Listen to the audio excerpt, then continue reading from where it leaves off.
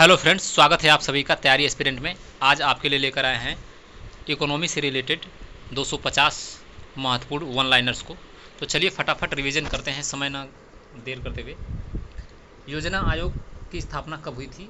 1950 में। पंचवर्षीय योजनाओं की शुरुआत किस वर्ष से हुई थी? 1951 में। भारत की पहली पंचवर्षीय योजना का मुख्य उद्देश्य क्या था? कृषि का विकास। भारत की दूसरी पंचवर्षीय योजना किस मॉडल पर आधारित थी? तो महालनोबिस मॉडल। हरित क्रांति की शुरुआत किस पंचवर्षीय योजना से हुई? तीसरी पंचवर्षीय योजना 1966-67 से हुई। भारत में ऑपरेशन फ्लड किस क्षेत्र से संबंधित था? दुग्ध उत्पादन से रिलेटेड था ऑपरेशन फ्लड। भारत में ऑपरेशन ग्रीन किससे संबंधित है? तो टमाटर, प्याज, आलू आदि के उत्पादन से ऑपरेशन ग्रीन। हरित क्रांति के जनक के रूप में किसे जाना जाता है? तो एम एस स्वामीनाथन को हरित क्रांति के जनक के रूप में जाना जाता है। ब्लू रेवोल्यूशन यानी नीली क्रांति मछली उत्पादन से रिलेटेड है। भारत में ग्रामीण विकास कार्यक्रमों की निगरानी किस संस्था द्वारा की जाती है? तो नीति आयोग द्वारा करी जाती है। किस योजना को गरीबी हटाओ योजना के रूप में जाना जाता है? तो पांचवी पंचवर्षीय योजना।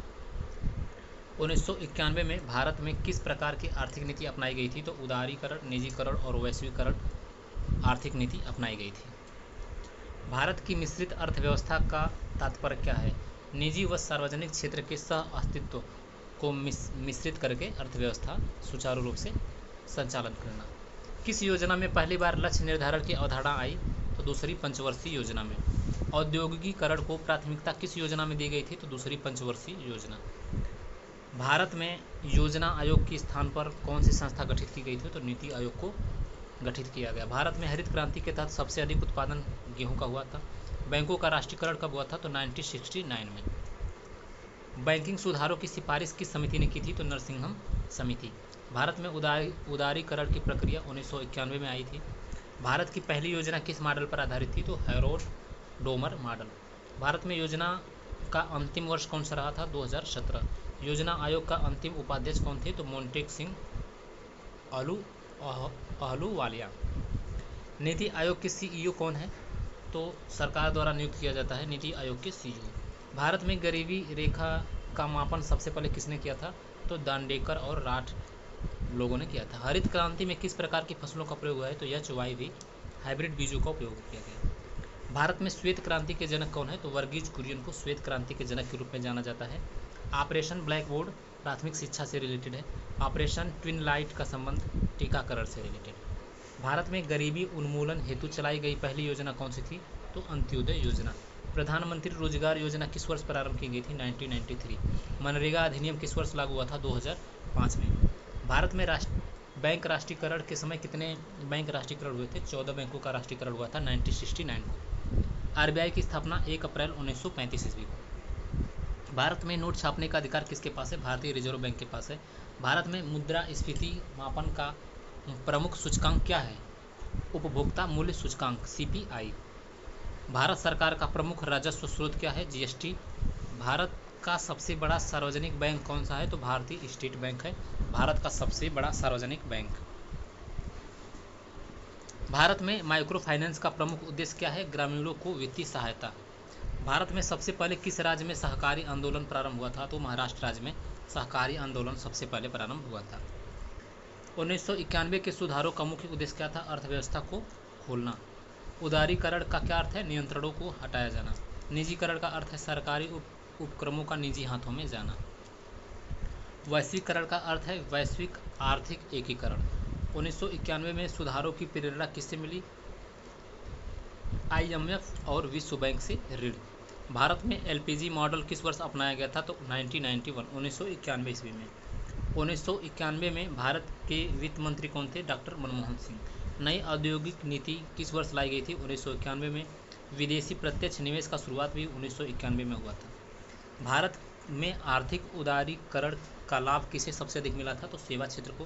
भारत में GST किस वर्ष लागू हुआ था? 2017 ईस्वी में। GST को किस संविधान संशोधन के तहत लागू किया गया था? 101वां संविधान संशोधन। मेक इन इंडिया कार्यक्रम का उद्देश्य क्या था? विनिर्माण को बढ़ावा देना। स्टार्टअप इंडिया योजना किससे संबंधित है? नवाचार को बढ़ावा। डिजिटल इंडिया कार्यक्रम कब शुरू हुआ था? 2015 ईस्वी में डिजिटल इंडिया कार्यक्रम स्टार्ट हुआ था। मुद्रा योजना का उद्देश्य क्या था? लघु उद्यमों को ऋण प्रदान करना। जनधन योजना किस वर्ष शुरू हुआ था? तो 2014 को शुरू हुआ था। प्रधानमंत्री कृषि सिंचाई योजना कब शुरू की गई थी? तो 2015 ईस्वी में। Stand up stand up India योजना किस वर्ग को लाभ देती है? तो अनुसूचित जाति, जनजाति और महिलाओं को लाभ देती है। ई नाम पोर्टल किससे संबंधित है? तो कृषि विपणन से संबंधित है ई नाम पोर्टल। भारत में एमएसपी की सिफारिश किस संस्था द्वारा की जाती है? तो सीएसीपी यानी commission for agriculture costs and prices. NITI Aayog के प्रथम उपाध्यक्ष थे अरविंद पनगड़िया। भारत में पहली बार बेरोजगारी पर डाटा किस संस्था ने जारी किया था? तो एनएसएसओ। मनरेगा योजना का मुख्य उद्देश्य क्या था? ग्रामीण रोजगार उपलब्ध कराना। भारत में खाद्य सुरक्षा अधिनियम कब लागू हुआ था? 2013 ईस्वी में। प्रधानमंत्री फसल बीमा योजना किससे संबंधित है? कृषि बीमा से संबंधित है। भारत का केंद्रीय बजट कौन पेश करता है? तो वित्त मंत्री। भारत में सबसे अधिक सब्सिडी खाद्यान्न के क्षेत्र में जाता है। उज्ज्वला योजना एलपीजी कनेक्शन को प्रदान करना।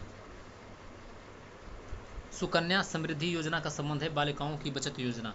भारत में एफडीआई का सबसे बड़ा क्षेत्र है सेवा क्षेत्र। बेटी बचाओ बेटी पढ़ाओ किस वर्ष शुरू हुआ था? 2015 ईस्वी में। भारत की पहली महिला वित्त मंत्री निर्मला सीतारमण। एमएसएमई का फुल फॉर्म है micro small and medium enterprises. Startup India योजना की शुरुआत हुई थी 2016 में। मुद्रा योजना में ऋण 3 प्रकार के होते हैं, शिशु, किशोर और तरुण। भारत सरकार का सबसे बड़ा व्यय क्षेत्र है सब्सिडी और वेतन। नीति आयोग का गठन किसके स्थान पर हुआ था? तो योजना आयोग के स्थान पर नीति आयोग का गठन किया गया था। आधार कार्ड योजना यूआईडीएआई संस्था द्वारा लागू किया गया। भारत में पहली डिजिटल यूनिवर्सल पेमेंट इंटरफेस क्या था? भीम ऐप। ई श्रम पोर्टल का उद्देश्य क्या है? असंगठित श्रमिकों का डाटाबेस। अटल पेंशन योजना किस वर्ग को पेंशन देती है? तो असंगठित क्षेत्र के श्रमिक को। भारत में न्यूनतम मजदूरी अधिनियम कब लागू हुआ था? 1948 ईस्वी में।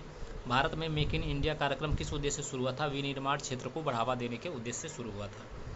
अगले प्रश्न पे आते हैं। अगला प्रश्न है प्रधानमंत्री आवास योजना किस वर्ग को लक्षित करती है? शहरी एवं ग्रामीण गरीब। स्वच्छ भारत मिशन के तहत खुले में शौच को समाप्त करने का उद्देश्य था। भारत का सबसे बड़ा कर सुधार जो है वह जीएसटी को माना जाता है। भारत में जनसंख्या का सर्वाधिक आश्रित वर्ग कृषि पर आधारित है। स्वर्ण जयंती शहर रोजगार योजना शहरी गरीब वर्ग के लिए है। भारत में वित्तीय समावेशन को बढ़ावा देने की योजना है जनधन योजना। भारत का पहला डिजिटल गांव कौन बना था? तो अकोदरा गुजरात में स्थित है। डीबीटी यानी डायरेक्ट बेनिफिट ट्रांसफर का उद्देश्य है लाभार्थी को सीधा पैसा। भारत सरकार का वर्तमान राजकोषीय घाटा है हर वर्ष बजट में घोषित किया जाता है। ई रूपी वाउचर क्या है? डिजिटल भुगतान समाधान। भारत में बीपीओ उद्योग किस क्षेत्र में आता है? तो सेवा क्षेत्र में आता है। भारत में सबसे अधिक रोजगार किस क्षेत्र में है? तो कृषि के क्षेत्र में सबसे अधिक रोजगार है। एसएचजी यानी सेल्फ हेल्प ग्रुप किस से जुड़ा हुआ है? स्वयं संस्था जो समूह है वह महिला सशक्तिकरण एवं वित्तीय सहायता से जुड़ा हुआ है। मुद्रा योजना में शिशु ऋण की सीमा कितनी तक है? तो 50,000 रुपये तक है। एनपीए का पूरा नाम क्या है? तो एनपीए का पूरा नाम है नॉन परफॉर्मिंग असेट्स। भारत का सबसे बड़ा कर संग्रहण जीएसटी से होता है। भारत की कृषि आय का अधिकतम हिस्सा खाद्यान्न उत्पादन से आता है। एमएसपी यानी न्यूनतम समर्थन मूल्य की सिफारिश कौन करता है? कृषि लागत एवं मूल्य आयोग सीएसीपी इसका सिफारिश करता है। एमएसपी का निर्धारण कितनी फसलों के लिए होता है? तो 23 फसलों के लिए होता है। गन्ने का अलग से होता है। एफसीआई का कार्य क्या है? खाद्यान्न भंडारण एवं वितरण। भारत में खाद्य सुरक्षा अधिनियम कब लागू हुआ था? 2013 ईस्वी में। भारत में हरित क्रांति का प्रभाव किन राज्यों में अधिक हुआ है? पंजाब व हरियाणा। नाबार्ड का मुख्य कार्य क्या है? कृषि व ग्रामीण विकास में वित्त प्रदान करना। इसका जो नाबार्ड का मुख्यालय है वह लखनऊ में है। आत्मनिर्भर भारत अभियान की शुरुआत कब हुई थी? 2020 में। आत्मनिर्भर भारत पैकेज की राशि 20 लाख करोड़। प्रधानमंत्री कृषि सम्मान निधि योजना में प्रतिवर्ष कितनी धनराशि दी जाती है? तो 6,000 रुपये प्रत्येक किसान को दिया जाता है। जनधन योजना के अंतर्गत कितने प्रकार के खातों की सुविधा प्रदान की गई है? बचत खाता। जनधन योजना के तहत खाता खुलवाने पर कितनी बीमा राशि मिलती है? तो 2 लाख रुपये मिलता है। वित्तीय समावेशन का अर्थ क्या है? सभी को बैंकिंग सेवाएं उपलब्ध कराना वित्तीय समावेशन का अर्थ है। एफडीआई का पूर्ण रूप क्या है? तो फॉरेन डायरेक्ट इन्वेस्टमेंट। भारत में एफडीआई का अधिकतम निवेश किस क्षेत्र से आता है? सेवा क्षेत्र से। भारत में सबसे अधिक विदेशी निवेश किस देश से आता है? सिंगापुर से आता है। भारत में आर्थिक जनगणना सबसे पहले कब हुई थी? तो 1977 में हुई थी। भारत में असंगठित क्षेत्र में रोजगार का प्रतिशत कितना है? 90% से अधिक है। भारत में बेरोजगारी दर का आकलन करता है एनएसएसओ। मनरेगा के तहत प्रतिवर्ष कितने दिन का रोजगार गारंटी योजना है? तो 100 दिन का है। भारत में सबसे पहली सहकारी समिति 1904 में बनी थी। भारत में पहली सहकारी बैंक स्थापित हुआ था 1904 में। ग्रामीण विकास के लिए गठित पहला मंत्रालय कौन सा था? ग्रामीण विकास मंत्रालय। नीति आयोग का पहला सीईओ अमिताभ कांत। प्रधानमंत्री गरीब कल्याण योजना कब शुरुआत हुई थी? 2020 में। मुद्रा योजना में शिशु ऋण की सीमा कितनी है? तो 50,000 रुपये तक है। भारत में सबसे अधिक रोजगार किस क्षेत्र से आता है? तो कृषि क्षेत्र से। भारत में आर्थिक जनगणना कितने वर्षों में होती है? तो हर 5 वर्ष में आर्थिक जनगणना किया जाता है। ईज ऑफ डूइंग बिजनेस, अब ये चेंज हो गया इसका नाम, रैंकिंग जारी करने वाली संस्था थी विश्व बैंक। भारत का पहला विशेष आर्थिक जोन SEZ कहाँ स्थापित हुआ था? तो कांडला में हुआ था, गुजरात। मेक इन इंडिया कार्यक्रम का मुख्य उद्देश्य क्या है? विनिर्माण क्षेत्र को बढ़ावा देना। स्मार्ट सिटी योजना के तहत कितने शहरों को शामिल किया गया है? 100। उड़ान योजना किससे संबंधित है? क्षेत्रीय विमान सेवा से संबंधित है। स्वच्छ भारत मिशन की शुरुआत 2014 में स्टार्टअप इंडिया योजना का शुभारंभ नरेंद्र मोदी जी ने किया था। स्किल इंडिया मिशन किससे संबंधित है? कौशल विकास से। संपत्ति कर एक प्रत्यक्ष कर है। भारत में प्रत्यक्ष कर की दर संसद तय करती है। भारत में सर्वाधिक अप्रत्यक्ष कर कौन सा है? तो GST। CGST और SGST में कर का विभाजन कैसे होता है? तो केंद्र और राज्य में समान रूप से किया जाता है। CGST और SGST में कर का विभाजन। भारत का राजकोषीय घाटा किससे मापा जाता है? तो GDP के प्रतिशत से मापा जाता है। भारत सरकार का मुख्य गैर कर राजस्व क्या है? तो लाभांश और ब्याज। भारत का पहला केंद्रीय बजट किसने पेश किया था? तो जेम्स विल्सन ने किया था। बजट शब्द फ्रेंच भाषा से लिया गया है। भारत का बजट 2 भागों में होता है, राजस्व और पूंजी। भारत में बजट संविधान के किस अनुच्छेद में आता है? तो बजट शब्द का उल्लेख नहीं है। वित्तीय विवरण अनुच्छेद 112। भारत में केंद्रीय योजना की स्वीकृति कौन देता है? कैबिनेट। GVA का पूर्ण रूप है ग्रॉस वैल्यू एडेड। भारत में GVA का मुख्य स्रोत सेवा क्षेत्र है। नीति आयोग को किस प्रकार की संस्था माना जाता है? तो थिंक टैंक, यानी सोचने की संस्था। भारत में राष्ट्रीय आय का प्रमुख स्रोत सेवा क्षेत्र ही है। सेविंग टू GDP रेशियो का अर्थ है कुल बचत डिवाइडेड बाय GDP। भारत की वित्तीय राजधानी मुंबई। भारतीय रिजर्व बैंक का किस वर्ष राष्ट्रीयकृत हुआ था? तो 1949 ईस्वी में रिजर्व बैंक का राष्ट्रीयकरण किया गया था। भारत में सबसे पुराना stock exchange Bombay stock exchange. SEBI का गठन किस वर्ष हुआ था? तो 1988 में। सेबी किस प्रकार की संस्था है? तो यह एक प्रकार की वैधानिक निकाय है। भारत में माइक्रो फाइनेंस संस्थाएं किसके अधीन कार्य करती हैं? तो RBI के अधीन काम करती हैं। सेल्फ हेल्प ग्रुप का सबसे पहले किस राज्य में लागू किया गया था? आंध्र प्रदेश में। प्रधानमंत्री वयम वंदना योजना का उद्देश्य क्या है? वरिष्ठ नागरिकों को पेंशन। भारत में महिला समृद्धि योजना कब शुरू हुई थी? 1993 में। सुकन्या समृद्धि योजना का आरंभ किस योजना के अंतर्गत हुआ था? तो बेटी बचाओ बेटी पढ़ाओ योजना 2015 के तहत आरंभ हुआ था। भारत में बेरोजगारी मापन NSSO। रोजगार सृजन हेतु सबसे पुरानी योजना कौन सी थी? तो ट्राइसेम। न्यूनतम मजदूरी अधिनियम 1948 में पारित हुआ था। EPFO का मुख्य उद्देश्य संगठित क्षेत्र में पेंशन व भविष्य निधि का लेखा जोखा करना। मुद्रा योजना में तरुण श्रेणी का अधिकतम सीमा कितना है? ₹10 लाख। नीति आयोग की स्थापना 1 जनवरी 2015 को हुई थी। भारत में कौशल विकास मंत्रालय की स्थापना 2014 ईस्वी में। उज्ज्वला योजना का उद्देश्य गैस कनेक्शन उपलब्ध कराना। भारत में सबसे पहला औद्योगिक नीति प्रस्ताव कब आया था? 1948 ईस्वी में आया था। औद्योगिक नीति 1991 का प्रमुख उद्देश्य क्या था? उदारीकरण और प्रतिस्पर्धा। FDI का मतलब क्या है? तो फॉरेन डायरेक्ट इन्वेस्टमेंट। भारत में FDI की निगरानी DPIIT यानी वाणिज्य और उद्योग मंत्रालय द्वारा किया जाता है। भारत में अधिकतम FDI क्षेत्र सेवा क्षेत्र से आता है। FDI का सबसे बड़ा स्रोत जो है वह सिंगापुर है। CSR का पूर्ण रूप क्या है? तो corporate social responsibility. CSR Bharat में किस अधिनियम के तहत आता है? तो कंपनी अधिनियम 2013। CSR के लिए लाभ वाली कंपनियों का लाभ प्रतिशत कितना है? 2% है। WTO की स्थापना 1995 में हुई थी। WTO का मुख्यालय जो है वह जेनेवा स्विट्जरलैंड में है। भारत जो है WTO का सदस्य 1995 में बना था। GATT का पूरा नाम था general agreement on tariffs and trade. Bharat का सबसे बड़ा व्यापारिक भागीदार कौन सा देश बना था? अमेरिका। भारत का सबसे बड़ा निर्यात आइटम जो है वह पेट्रोलियम उत्पाद है। भारत में मेक इन इंडिया की शुरुआत 2014 में। Startup India 2016। स्टार्टअप इंडिया योजना किन्हें लक्षित करती है? तो SC ST और महिलाओं के लिए लक्षित करती है। डिजिटल इंडिया मिशन का उद्देश्य डिजिटल साक्षरता और सेवा विस्तार को बढ़ावा देना। भारत में कौशल विकास मंत्रालय की स्थापना 2014 में हुई थी। PMKVY का पूर्ण रूप है प्रधानमंत्री कौशल विकास योजना। आत्मनिर्भर भारत अभियान मई 2020। आत्मनिर्भर पैकेज का कुल मूल्य था 20 लाख करोड़ रुपए। इनाम पोर्टल कृषि विपणन से संबंधित है। भारत में किसान क्रेडिट कार्ड योजना की शुरुआत 1998 में हुई है। प्रधानमंत्री किसान सम्मान निधि योजना 6,000 प्रतिवर्ष दिया जाता है। APEDA का कार्य है कृषि निर्यात को बढ़ावा देना। भारत में नाबार्ड की स्थापना 1982 में। कृषि व ग्रामीण विकास क्षेत्र से जुड़ा हुआ है नाबार्ड। सेबी की स्थापना 1988 में हुई थी। 1992 एक्ट है इसका वैधानिक दर्जा प्राप्त है। सेबी का मुख्यालय मुंबई में स्थित है। भारत का सबसे पुराना stock exchange Bombay stock exchange 1885 ईस्वी में इसकी स्थापना हुई थी। सेंसेक्स कितनी कंपनियों का सूचकांक है? तो 30। निफ्टी कितनी कंपनियों का सूचकांक है? तो 50। भारतीय रिजर्व बैंक का पहला गवर्नर ओसबॉर्न स्मिथ। भारतीय मूल के पहले गवर्नर थे सीडी देशमुख। आरबीआई किस अधिनियम के तहत कार्य करता है? तो भारतीय रिजर्व बैंक अधिनियम 1934। सीआरआर यानी कैश रिजर्व रेशियो। एसएलआर यानी वैधानिक तरलता अनुपात। बैंक दर किस पर लागू होती है? तो दीर्घकालिक ऋण पर लागू होती है। रेपो रेट किसके लिए प्रयोग की जाती है? अल्पकालिक ऋण के लिए। भारत में वित्त आयोग का गठन अनुच्छेद 280।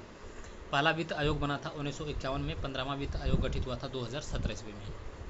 नीति आयोग के अध्यक्ष भारत के प्रधानमंत्री होते हैं। भारत का सर्वाधिक कर संग्रह जो है वह जीएसटी के द्वारा होता है।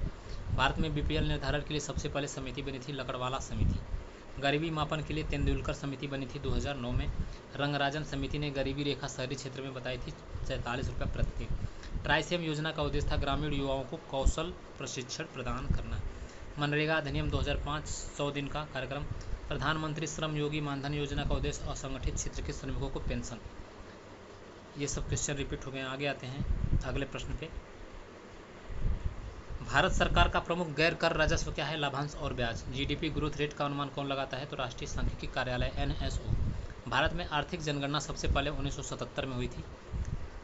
भारत का कृषि सबसे बड़ा रोजगार प्रदान करता है कृषि क्षेत्र।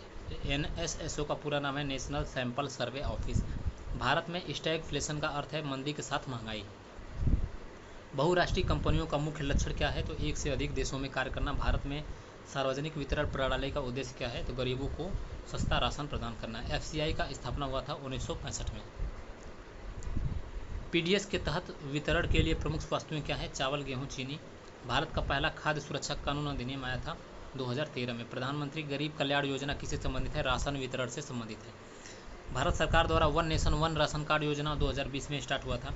भारत की पहली डिजिटल करेंसी किसने जारी की थी? तो भारतीय रिजर्व बैंक ने। भारत में डिजिटल पेमेंट का सबसे बड़ा प्लेटफॉर्म यूपीआई है। एनपीसीआई का पूर्ण रूप है national payments corporation of India. Bhim app को विकसित किया था एनपीसीआई ने। भारत में डिजिटल साक्षरता अभियान का नाम है पीएमजी दिशा। भारत की पहली पूरी तरह डिजिटल ग्राम पंचायत है अकोदरा, गुजरात में। भारत का पहला एमएसएमई बैंक है सीडीबी। भारत में स्टैंड अप इंडिया योजना की शुरुआत हुई थी 2016 में।